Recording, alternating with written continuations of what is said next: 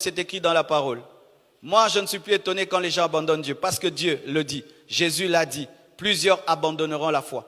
Mes frères, à la fin des temps, l'amour va devenir rare. À la fin des temps, la sainteté va devenir rare. Vivre dans la sainteté va devenir très difficile et je dois vous le dire, mes frères. Je ne te mentirai pas. Il y a des temps qui arrivent où pour vivre dans la justice va devenir une chose difficile. Où te contenter de ton salaire sera difficile. Ou d'être fidèle à ton mari, fidèle à ta femme va devenir difficile. D'être un homme pur va devenir difficile. Nous serons tellement entourés du mal, tellement entourés de péchés, à la télévision, les panneaux publicitaires, à la radio, téléphone, partout nous irons. Le mal sera tellement autour, même dans l'église, que vivre dans la sainteté, ce sera comme l'autre qui se retrouve à Sodome et Gomorrhe. Mais je crois qu'avec Dieu, cela est possible. Je crois qu'avec Dieu, cela est possible. Si l'autre a pu tenir à Sodome et Gomorrhe, tu vas tenir en ce temps difficile. Je répète, si l'autre a pu tenir à Sodome et Gomorrhe, tu vas tenir en ce temps difficile. Et je dis aussi, si Noé s'est différencié au temps où le monde était perverti, tu vas tenir. Nous allons tenir.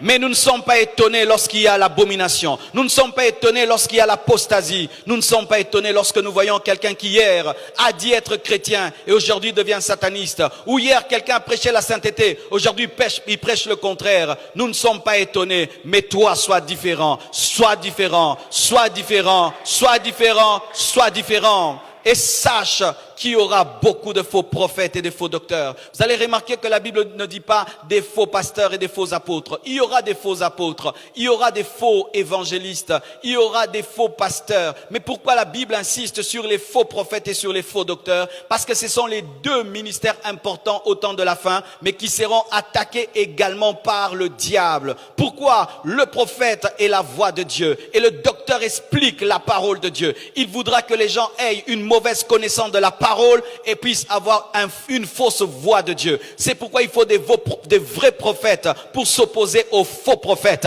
Il faut des vrais docteurs pour s'opposer aux faux docteurs. Il faut un bâton pour avaler un autre bâton. Et il faut un serpent pour avaler un autre serpent. Et il faut un vrai prophète pour confondre un faux prophète. Et il faut un vrai docteur pour confondre un faux docteur. Vrai docteur enseigne la doctrine. Même si les gens dorment, il y a le reste de Dieu qui t'écoute. Il y a le reste de Dieu qui t'écoute. Parce qu'on ne prêche pas tout le monde. Lorsque Jésus-Christ prêchait, il ne prêchait pas à la foule, il prêchait aux disciples. Prêche la parole, même si certains dorment, explique la doctrine. Donne au peuple la doctrine, car c'est celui qui a la révélation de la sainte doctrine qui peut maîtriser les fausses doctrines. L'Église doit être enseignée sur ce qui est vrai et sur ce qui est faux, car bientôt des doctrines vont paraître inimaginables, où il faut prier les anges, où il faut avoir ton ange, il faut parler à ton ange, où il faut connaître le nom de ton ange. Je n'ai pas besoin du nom de mon ange, je n'ai pas besoin de connaître mon ange, j'ai besoin de connaître Jésus-Christ, j'ai besoin de connaître Jésus-Christ. Je n'ai pas besoin de connaître tous les noms des démons. J'ai besoin de connaître Elohim, Elolam, El Gibor, Jéhovah Sabaoth. Je n'ai pas besoin de connaître tous les noms des sorciers. Je n'ai pas besoin de connaître tous les noms des anges. Mais j'ai besoin de connaître le chemin, la vérité et la vie. Celui qui est mort et qui est ressuscité. Parle-moi de Jésus-Christ. Parle-moi de Jésus-Christ. Parle-moi de Jésus-Christ. Le soleil de la justice. L'étoile brillante du matin. Le rocher des âges. L'alpha et l'oméga. Le bouclier de ma vie, le rocher de mon salut, l'agneau de Dieu. Parle-moi de Jésus. Je veux connaître Jésus. Je veux maîtriser Jésus. Je veux vivre avec Jésus-Christ. Je veux ressembler à Jésus-Christ. Parle-moi de Jésus-Christ. Que Dieu suscite des docteurs, des vrais docteurs. Que Dieu suscite des prophètes, des vrais prophètes.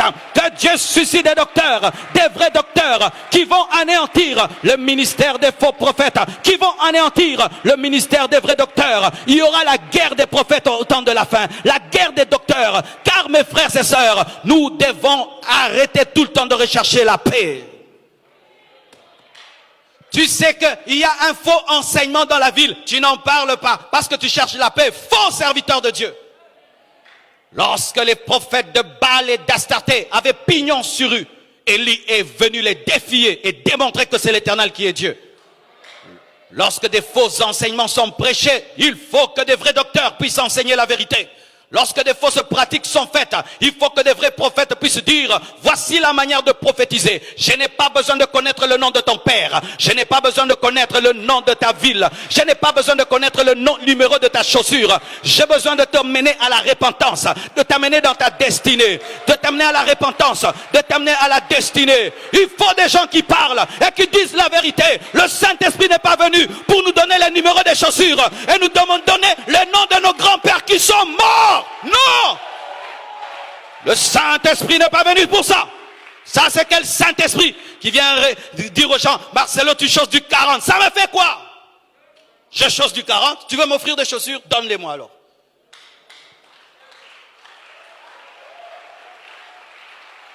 Tu choses du 40. Et puis, ton père est mort. Et puis, ta grand-mère s'appelait Kabongo. Et puis, si tu me donnes le numéro de ma chaussure, et tu me donnes le numéro de mon père, et mon numéro de téléphone, donc tu vas me donner une grande révélation. Mais si tu t'arrêtes là, tu as dribblé mais tu n'as pas marqué.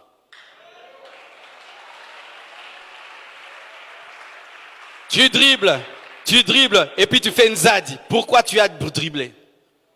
Et vous dites ça, prophétie. Des bêtises.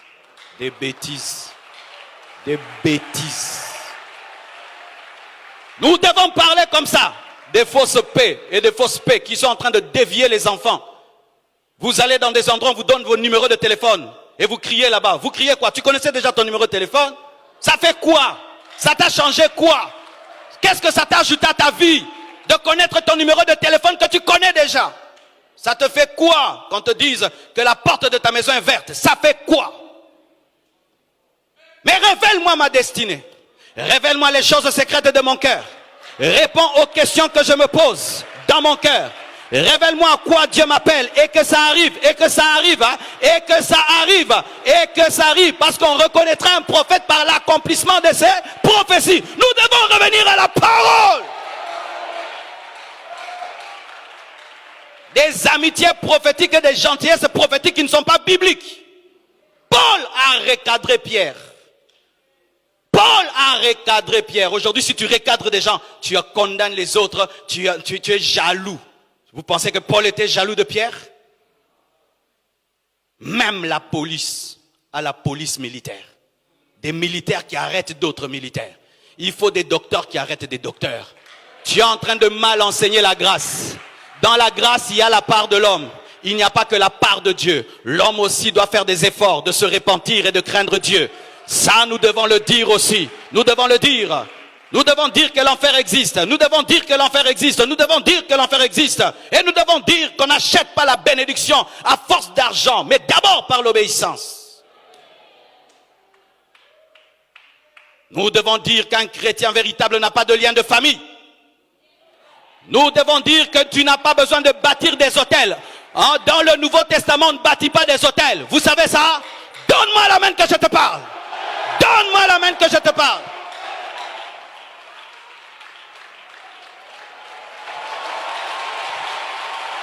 Oui, donne-moi la main.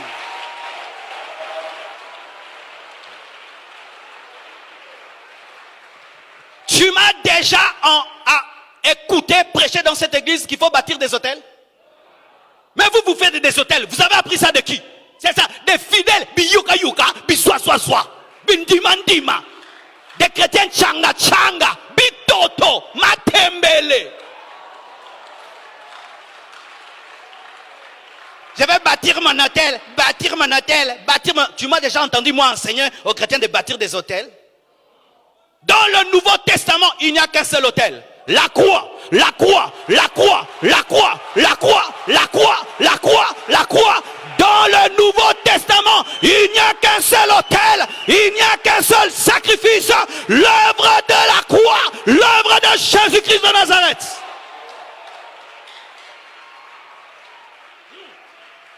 Pour tes études, tu dois bâtir un hôtel de $10. $10 par rapport au sang de Jésus-Christ. Donnez seulement l'offrande. Donnez seulement l'offrande. Mais ne bâtissez pas des hôtels. Car bâtir un hôtel, c'est renverser un autre. Des enseignements qui sont en train de diminuer la grâce de Dieu. Des enseignements qui sont en train de diminuer la puissance du sang de Jésus. Des gens qui ne croyaient plus en la puissance de la croix, mais ils croyaient en leurs offrandes. Des escrocs qui escroquent les gens derrière la délivrance. Des escrocs qui escroquent les gens derrière la délivrance.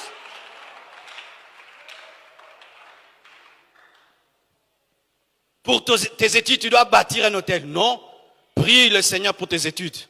Mais donne à Dieu l'offrande d'amour. Dans le Nouveau Testament, où vous voyez ça dans le Nouveau Testament?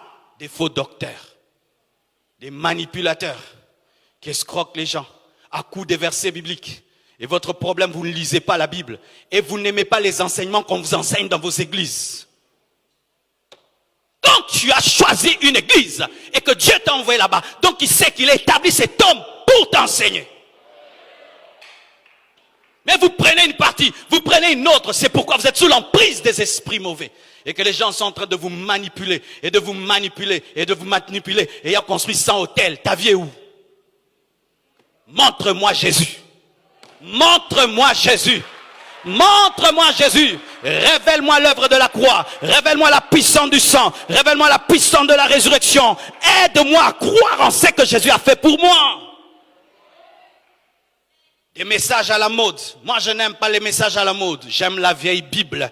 J'aime la vieille Bible. J'aime la vieille Bible. J'aime la vieille Bible. On ne parle pas aux anges. On ne prie pas les anges. On n'ordonne pas aux anges. Vous savez ça? Oh, nous allons envoyer Michael à gauche, à droite. Ce n'est pas la parole. On ne parle pas aux anges. On ne prie pas les anges.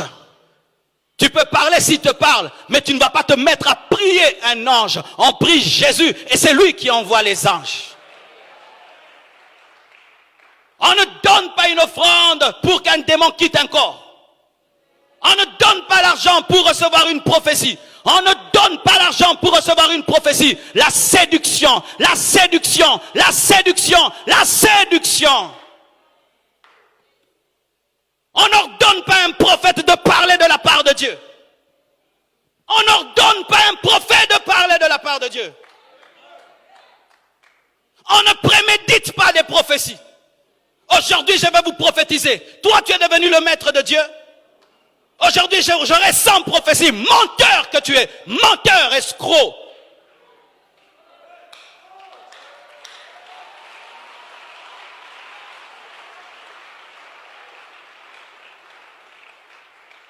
Si on ne parle pas ainsi, il n'y aura pas d'aurore.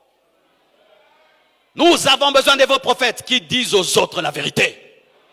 Nous avons besoin des docteurs qui ramènent la parole sur le chemin. On ne quitte pas son corps lorsqu'on est un chrétien. Par sa propre volonté, non. Le Saint-Esprit peut te faire quitter le corps, mais ce n'est pas toi qui décides de quitter ton corps. C'est satanique, c'est la sorcellerie. On ne force pas les expériences spirituelles.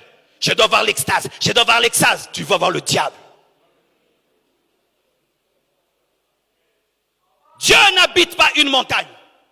Dieu n'habite pas une montagne. Dieu n'habite pas Mangengenge. Vous savez ça? Écoutez-moi, chrétiens de l'Ancien Testament, qui croient que Dieu habite en hauteur, qui croient que Dieu habite là où il y a des montagnes. Faux de faux de faux, et de faux et de faux. La Pentecôte n'a pas eu lieu à la montagne. Si la montagne était importante dans le Nouveau Testament, il fallait que ce soit la montagne. La loi était donnée à la montagne, mais la Pentecôte n'a pas eu lieu dans la montagne. Elle a eu lieu dans l'endroit habituel.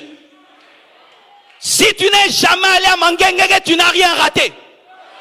Si tu n'es jamais allé à Mangengenge, tu n'as rien raté. Rien raté.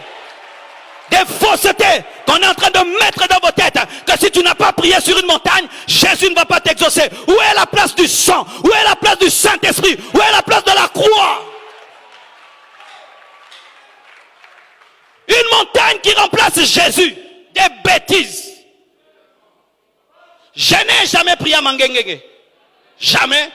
Cette église est grande. Mon ministère est en train de monter. Je n'ai jamais prié à Mangengenge. Même une seconde. Je ne sais même pas où c'est. Je n'ai même pas besoin de savoir. Est-ce que c'est Jésus Mangengenge? Et les Américains qui ne prient pas Mangengenge? Tidi Jack prie à Mangengenge? Benin prie à Mangengenge?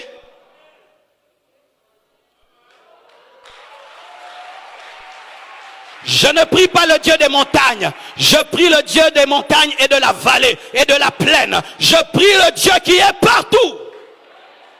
Comme j'ai souffert en montant la montagne, donc Dieu va m'exaucer. Tu es encore sous la loi. Dieu n'exauce pas tes muscles ni tes mollets. Dieu n'exauce pas tes muscles et tes mollets. Il exauce ta foi.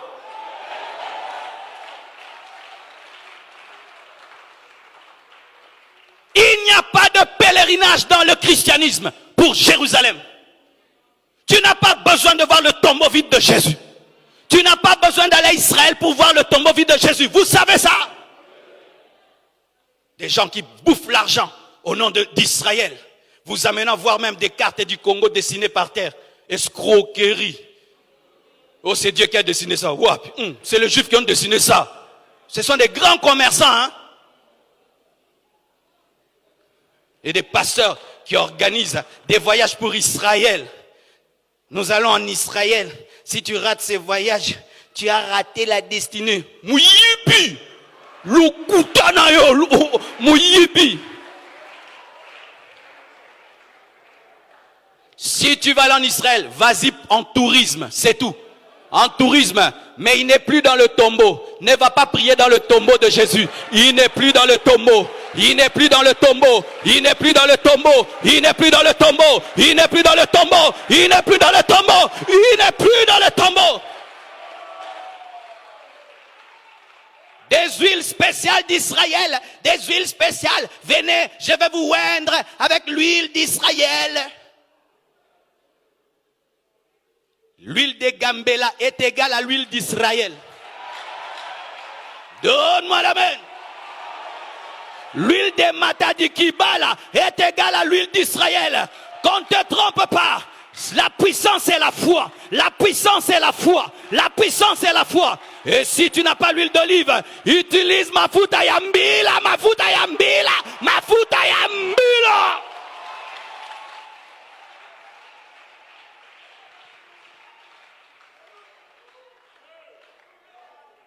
Je m'en fous de tout ce que vous allez dire après. Je m'en fous. Si vous allez prendre les vidéos, les montrer à tel. Allez, je veux qu'ils écoutent. Je veux qu'ils écoutent. Il est temps qu'ils écoutent et qu'ils arrêtent ces bêtises.